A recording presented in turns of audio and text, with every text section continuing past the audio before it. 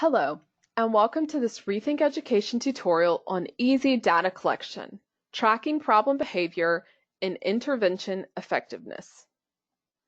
The goal of today's session is to give you a super simple, easy way to begin to collect some reliable data that allows you to track problem behavior as well as the interventions and the effectiveness of those interventions. This data collection tool is going to be super useful if you notice a problem behavior that starts to occur. For example, the student may have never exhibited this problem behavior before, and you want to begin tracking it because it's new. Another example might be if the student's problem behavior begins to change in frequency, intensity, or duration. Whether that behavior begins to occur multiple times throughout the day, it occurs for longer amounts of time, or with much more intensity, we want to track those changes for that student. We also would use this data collection tool to justify supports for the student. If the student's exhibiting problem behavior, we need to know through reliable data whether that student may need more or less supports. And lastly, this data collection tool is going to allow you to track your interventions. Teachers use interventions all the time, and we need to make sure that we're tracking those interventions to show whether they're effective or not for that student's problem behavior. In the Rethink Education platform, once you log in, you're going to be at your main landing page. Once you're there, we need to navigate towards the students and find the student that we need to begin tracking the problem behavior data for. So you're just going to scroll until you find your student, and you're going to click on that student profile. Once we've clicked on the student profile, we're going to navigate to the behavior plans, and that's going to be the second box. You're going to click on View Plans, and we're going to scroll down to add a new behavior. So to do that, click on Add Behavior Plan, and you'll notice that a blank behavior plan pops up that we need to fill in. So the first thing is to name that behavior. So you're going to go ahead and name the behavior. For example, it might be something like spitting, or it may be something a little more general, and you might want to name it destruction. So if I named mine destruction, the second is defining what that is. So for this particular student, it is throwing chairs. After we do that, the next thing we need to do is figure out what method we're going to use to track this data. So frequency is going to be anything that we need to count. For example, I'm going to stick with frequency for this because I want to count how many times that student throws a chair.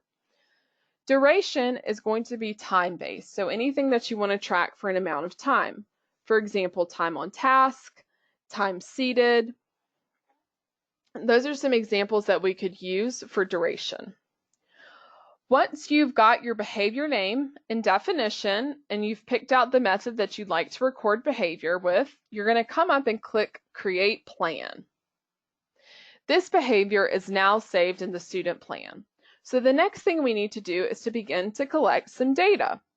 To do that, we're going to come into Record Data here on the top right, and then click Data Express. You're going to click on the skill. If you have a skill, click off of it, and then click on Behaviors. And then find the behavior that you would like to collect data on, and click Show. And you'll notice that that behavior is going to populate here on the right side. The next thing we need to do is begin baseline data. So just a reminder, baseline is the data that we're collecting before we put any strategies in place. So we're going to click Begin, and that baseline data, like I said, no strategies have been implemented yet. I started seeing it on Monday, so I'm going to come into the calendar here and make sure that I have Monday selected. And then I'm going to count how many times I observed that behavior. So I observed the behavior 9 times, and the school day was 7 hours, so this number will always be 7 hours. And we're going to click Save. The next day, I observed this behavior 8 times over 7 hours. And then on Wednesday, I observed this behavior for 10 times over 7 hours. And click Save. We recommend always putting in at least 3 baseline data points. Once we have our baseline in, we're going to navigate back to the behavior support section, and we're going to come down and track the effectiveness. So that's going to be step 5. So you're going to open step 5, and we're simply going to put in what we would like this number to decrease to. So during the school day, the student is currently throwing chairs 9 times a day, and I want it to be 0 times a day. You'll notice when I put in what I want the desired behavior to be, that it populates some objectives for you automatically. And then next, you're just going to want to put in over how many days in a row. So I'm going to say 5. Once you have that information in, you're going to come back up and click Save. And now that information is saved, our goal and our objectives. We're going to navigate back to the top again and come into Data Express. And then, like I said, we're done recording baseline. I'm ready to start putting in interventions and teaching. So I'm going to click I'm done recording baseline. Our system will ask, are you sure? And you're going to click yes if you're sure. And then you'll notice it changes from yellow to green, indicating that this is now teaching data. So for my student, Monday, Tuesday, and Wednesday, they were throwing chairs and I needed to implement something. So I implemented an intervention around a visual schedule. So to put that into my data so that I can make sure that that's in, I'm going to click on phase change. I'm going to select the date that that intervention was put in place. And then for specify a reason, I'm actually going to choose other, and I'm going to type in my own. A visual schedule was implemented for this student. Apply to, you can apply to everything.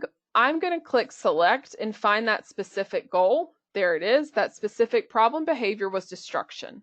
So I'm going to click save. And then I'm going to put in my data for today, which was 6 times over 7 hours. So let's take a peek at our data and see what it looks like. To do that, you're going to click on the data button right here. Click on teaching. And you'll see that we have those 3 baseline points here. This line indicates the intervention I put in place, the phase change line.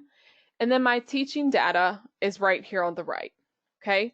Super simple, easy way to get started tracking that problem behavior. We also have another way that you can track this problem behavior that's not just in our platform, but we also have an app. And the app is super simple, easy again. Simply log in and it's going to pull up your students and you can select the behavior and then begin collecting that live in the moment data. To find our Rethink Ed app, it looks like this image here on the left, and you can find it in Samsung or Apple stores. If you need any additional help, don't forget that we also have our support tab in the Rethink Education platform on the very bottom left-hand side of your screen. If you click on the question mark, you're going to be navigated to our help and support section where you can either get live chat, curriculum, and technical support. Once again, thank you so much for joining this Rethink Education tutorial on super simple, easy data collection for problem behaviors and intervention. Have a wonderful day.